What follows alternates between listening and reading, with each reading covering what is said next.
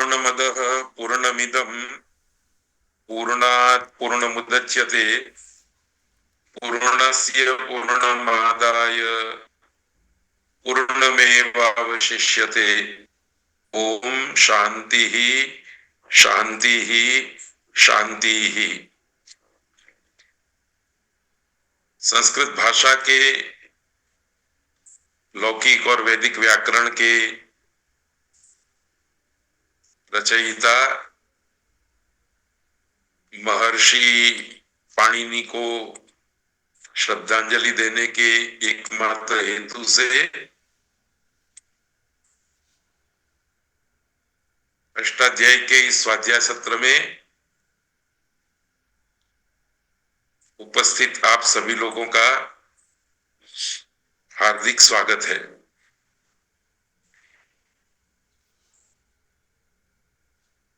आज हमारा 30वां व्याख्यान है।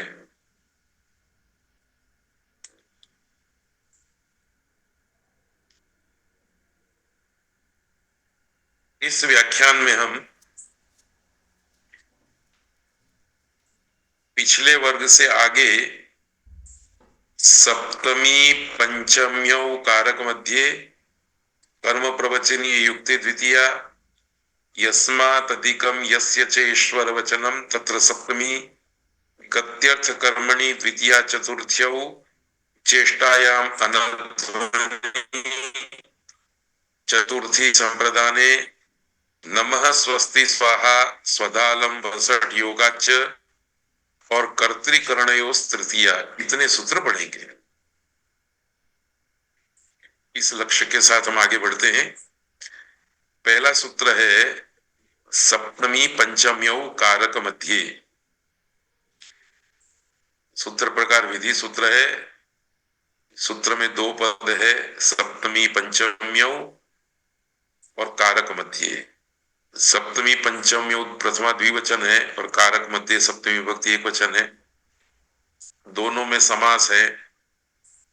हम जिस समास प्रकरण को पढ़ करके आए हैं उसके आधार पर सप्तमी च पंचमी च सप्तमी पंचम्यौ इतरेतर द्वंद्व ये जान सकते हैं।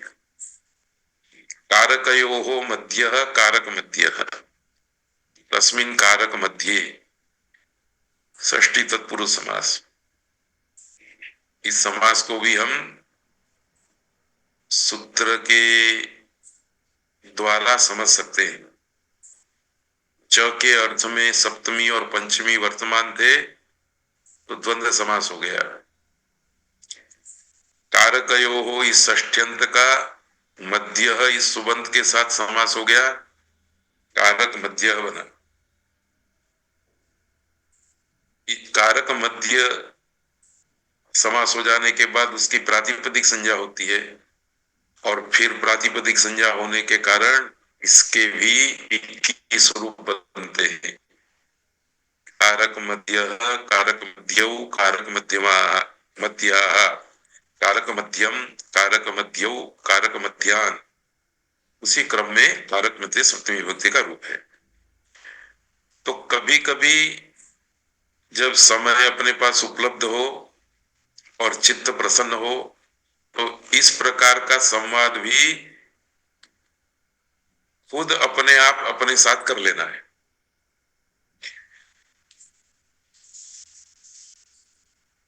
अनुवृत्ति कालाध्वनो हो की आ रही है। सूत्र का अर्थ है द्वयोः कारकयोः मध्ये यौ कालाध्वनौ तद व्याचीभ्याम शब्दाभ्याम सप्तमी पंचम्यौ विभक्ति भवतः। विभक्ति द्विवचन है।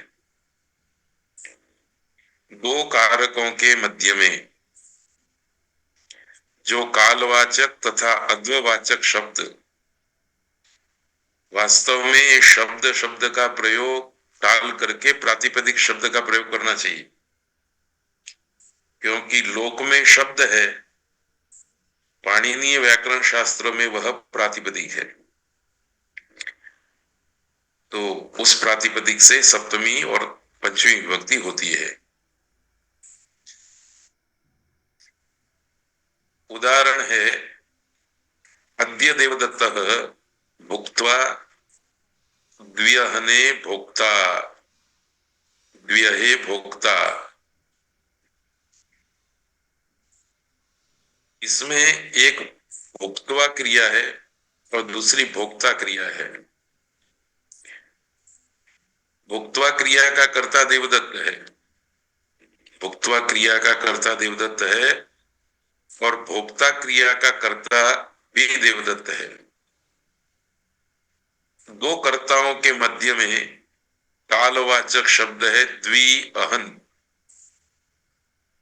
तो इस द्विअहन प्रातिपदिक से सप्तमी विभक्ति भी की जा सकती है और पंचमी विभक्ति भी की जा सकती है। तो वक्ता अपनी विवक्षा के अनुसार सप्तमी का प्रयोग करेगा तो भी वही अर्थ होगा और पंचमी विभक्ति का प्रयोग करेगा तो भी वही अर्थ होगा। वास्तव में शास्त्र की दृष्टि से हमें इस तरह से समझना है कि लोक में अद्य देवदत्तः भुक्त्वा द्व्यहे भोक्ता, इस प्रकार का वाक्य प्रयोग भी चलता था। और कुछ देश में कुछ लोगों के बीच में ऐसा प्रयोग भी चलता था, अद्य देवदत्तः भुक्त्वा द्व्यह्यात् भोक्ता। तो लोग चूंकि सप्तमी और पंचमी विभक्ति का प्रयोग करते थे द्विअहन प्रातिपदिक से, तो पाणिनि ने भी अष्टाध्यायी में उसका समावेश करके दोनों प्रकार के वाक्यों को साधु अर्थात व्याकरण सम्मत अर्थात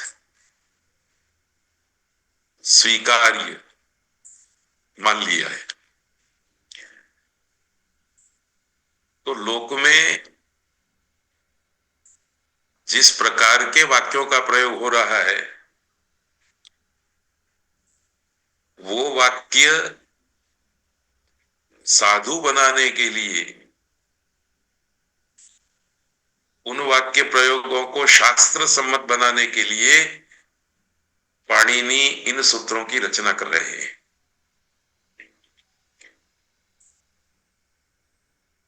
ऐसे ही दूसरा उदाहरण बनेगा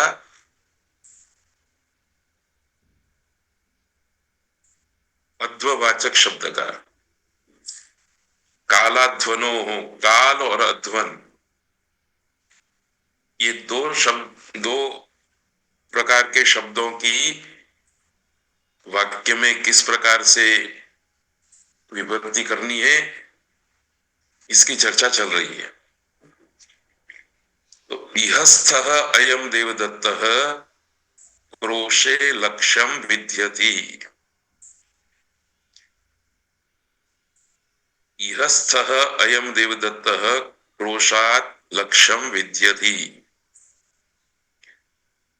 यहां देवदत्त इहस्थ अर्थात यहां पर स्थित होने की क्रिया करने वाला है और विद्यति क्रिया का भी करता है। इन दोनों कर्ताओं के मध्य में अध्ववाचक क्रोश प्रातिपदिक है। उस प्रातिपदिक से आप चाहे तो सप्तमी भी कर सकते हैं और आप चाहे तो पंचमी विभक्ति का प्रयोग भी कर सकते हैं।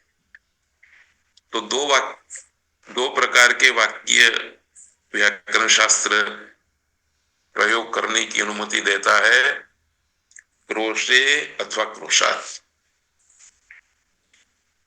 यहां बैठा हुआ देवदत्त एक क्रोश के बाद, 1 माइल के बाद लक्ष्य को बीधेगा,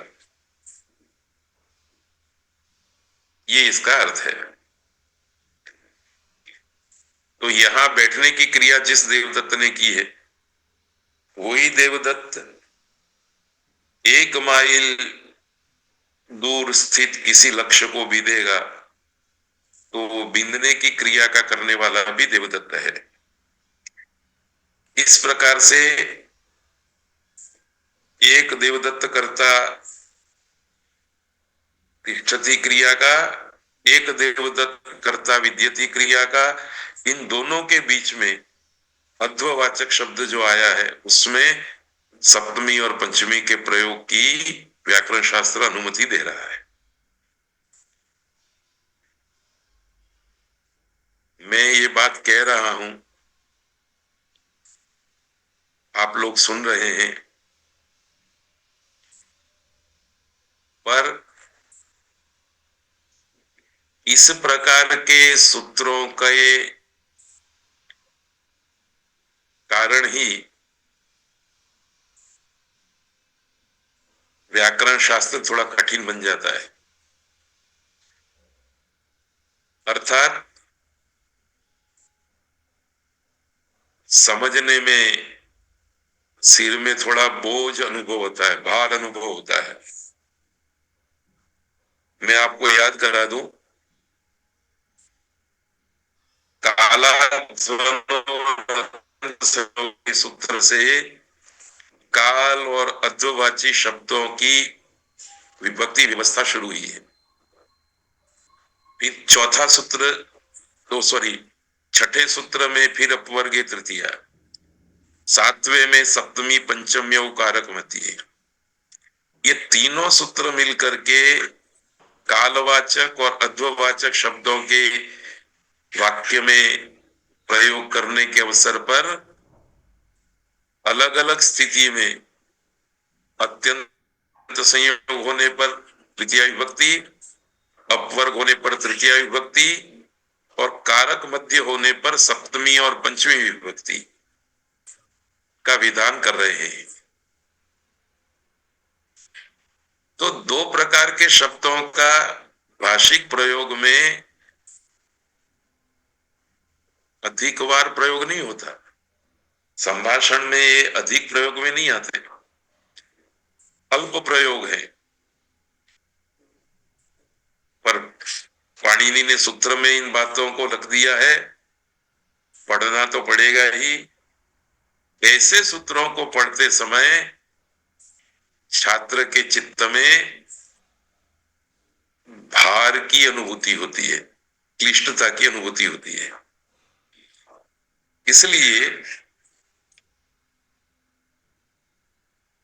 चिंता करने की जरूरत नहीं है ऐसे सूत्रों को यदि हम भूल भी जाते हैं तो। पर महत्व की बात जो है वो कर्मणि द्वितीया ऐसे सूत्रों की है जिसके लिए मैंने लाल रंग के टाइप रखे हैं। तो पढ़ते समय भी इस बात का ध्यान रखेंगे। और आज मैं एक विशेष बात भी आपकी सेवा में रखूंगा, उससे और स्पष्टता हो जाएगी। आगे का सूत्र है कर्म प्रवचनीय युक्ते द्वितीया, यह भी विधि सूत्र है। कर्म प्रवचनीय युक्ते सप्तमी विभक्ति एक वचन, द्वितीया प्रथमा एक वचन। कर्म प्रवचनीय युक्तम, कर्म प्रवचनीय युक्तम, कर्म प्रवचनीय से जुड़ा हुआ। तो सूत्र का अर्थ है कर्म प्रवचनीय संज्ञा वाले शब्दों से जुड़े हुए जो भी शब्द प्रयोग किए जाते हैं वाक्य में, उनसे तृतीया विभक्ति होती है। तो ये सूत्र प्रमाण में बहुत प्रयोगों में आएगा। तो आपको ये याद रखना है कि किसी भी वाक्य में कर्म प्रवचनीय संज्ञा वाले शब्द का प्रयोग है तो उसमें द्वितीय विभक्ति करनी है। इस व्यवस्था में पारंगत होने के लिए दो बात हमें याद रखनी है कि कर्म प्रवचनीय संज्ञा है और उसके योग में द्वितीय विभक्ति का होना उसका फल है। इधर कर्म कर्म प्रवचनीय संज्ञा हुई, इधर द्वितीया का प्रयोग हुआ। जैसे शाकल्यस्य संहिताम अनुप्रावर्षत, साकल्यस्य एक पद, संहिताम दूसरा पद, अनु तीसरा पद और प्रावर्षत चौथा पद, 4 पद है अलग अलग। इसमें जो अनु है उस अनु की अनुर्लक्षणे चौथे पहले अध्याय के चौथे पाद के 83वें सूत्र से कर्म प्रवचनीय संज्ञा हुई है। अब याद ये रखना है कि अनु शब्द के कई अर्थ हैं। कर्म प्रवचनीय संज्ञा करते हुए पाणिनि ने अनु के साथ लक्षणे ये अर्थ का निर्देश भी किया है। इसका मतलब ये है कि लक्षण अर्थ में वर्तमान अनु की कर्म प्रवचनीय संज्ञा है। इस कर्म प्रवचनीय संज्ञा के फल के रूप में कर्म प्रवचनीय युक्त द्वितीया ये विधि सूत्र बनाया गया। इस विधि सूत्र का हम विनियोग करेंगे और अनु से युक्त संहिता शब्द से द्वितीय विभक्ति करेंगे। ये कर्म प्रवचनीय संज्ञा का एक फल है। इस प्रकार वाक्य प्रयोग बनेगा, शाकल्यस्य संहिताम अनुप्रावर्षत। इसको इस तरह से हम समझेंगे कि बारिश हो गई। ये बारिश की होने की जो घटना घटी है, इस घटना का लक्षण चिन्ह शाकल्य संहिता के पाठ की समाप्ति है। इधर शाकल्य संहिता का पाठ खत्म हुआ, इधर बारिश हुई। इस प्रकार के भाव को करने के लिए, इस प्रकार के भाव को अभिव्यक्त करने के लिए वक्ता जब वाक्य प्रयोग करता है तो शाकल्य संहिता के लक्षण को उजागर करने के लिए शाकल्य संहिता की समाप्ति के पाठ के समाप्ति के लक्षण को अभिव्यक्त करने के लिए अनु शब्द का प्रयोग करता है। और चूंकि अनु शब्द की कर्म प्रवचनीय संज्ञा हो जाती है, क्योंकि वो शाकल्य संहिता के लक्षण के अर्थ को कह रहा है, इसलिए संहिता या संहिताम इसमें द्वितीय विभक्ति का प्रयोग हो गया है। तो यहां शाकल्य संहिता के पाठ की समाप्ति लक्षण के रूप में है, चिन्ह के रूप में है, तथा उस लक्षण के अर्थ में वर्तमान अनु निपात है जिसकी कर्म प्रवचनीय संज्ञा होती है, और कर्म प्रवचनीय संज्ञा होने से उसके फल के रूप में द्वितीय विभक्ति होती है। इस वाक्य प्रयोग को आप तभी समझ सकते हैं जब संभाषण संदर्भ आपके ध्यान में हो। जैसे मैं एक व्यवहारिक उदाहरण देता हूं आपको। जब ध्वजवंदन होता है तो ध्वज दंड के ऊपर ध्वज को बांध दिया जाता है और फिर नीचे डोरी खींचने पर ध्वज खुलता है, और ध्वज में पहले से फूल रखे रहते हैं। ध्वज के खुलते ही वो फूल गिरने लगते हैं। तो आप कल्पना कीजिए, ध्वजवंदन करने वाले जो लोग एकत्रित हुए हैं वो सावधान की मुद्रा में खड़े हैं, वो आकाश की तरफ नहीं देख रहे हैं, वो तो ध्वजवंदन करने वाले व्यक्ति जिस स्थल पे खड़ा है उसी स्थल पे खड़े होकर के उसी स्थल पर ध्वज दंड को देख रहे हैं। उससे 20 फीट 25 फीट ऊपर लगे हुए ध्वज को नहीं देख रहे। पर जैसे ही वो पुष्प गिरे, वो गिरने वाले पुष्प लक्षण बने इसका कि ध्वज खुल गया है, ध्वज का फहराना हो गया है। तो उस समय हम ये प्रयोग करेंगे कि ध्वज के फूलने के तुरंत बाद पुष्प वृष्टि हुई। तो हिंदी में तो हम ऐसा प्रयोग कर लेंगे, ध्वज के खुलने के बाद तुरंत पुष्प वृष्टि हुई। इसका अनुवाद आप ध्वज के इसका विभक्ति विनियोग कर लीजिए, खुलने के इसका बाद इसका पुष्प की इसका वृष्टि हुई इसका संस्कृतिकरण कर दीजिए, वाक्य रचना हो जाएगी। पर ऐसे संभाषण संदर्भ में अनु एक कर्म प्रवचन ही आपके साथ उपस्थित रहता है। तो ध्वजोत्तोलनम अनु पुष्पाणि प्रावर्षत, ध्वजोत्तोलन हो गया, उसके तुरंत बाद पुष्प वृष्टि हुई। तो संस्कृत की स्वाभाविक वाक्य रचना अनु कर्म प्रवचनीय के साथ प्रयुक्त की जाती है।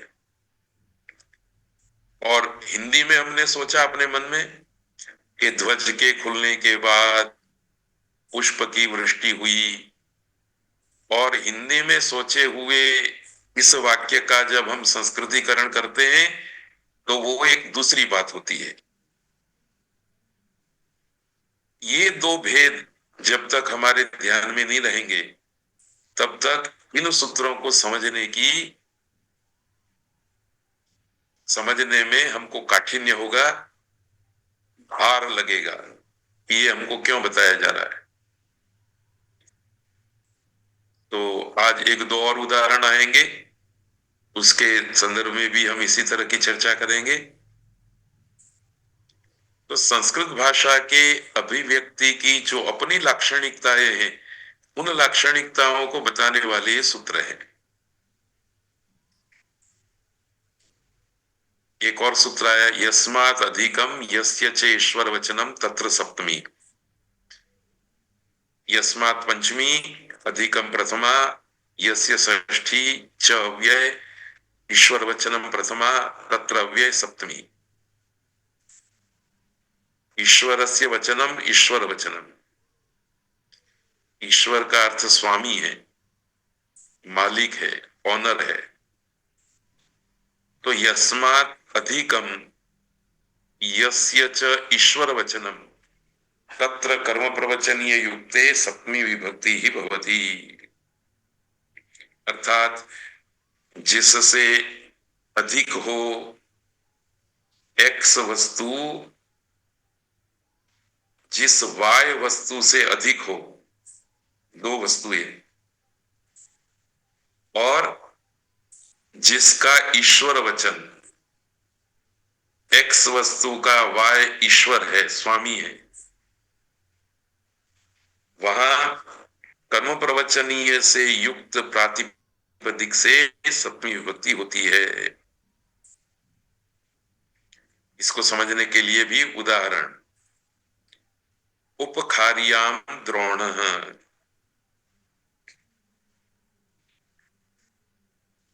आप कल्पना कीजिए कि हम चावल खरीदने के लिए गए तो बोरा बोरा खुला, बोरे में तो 25 किलो चावल थे,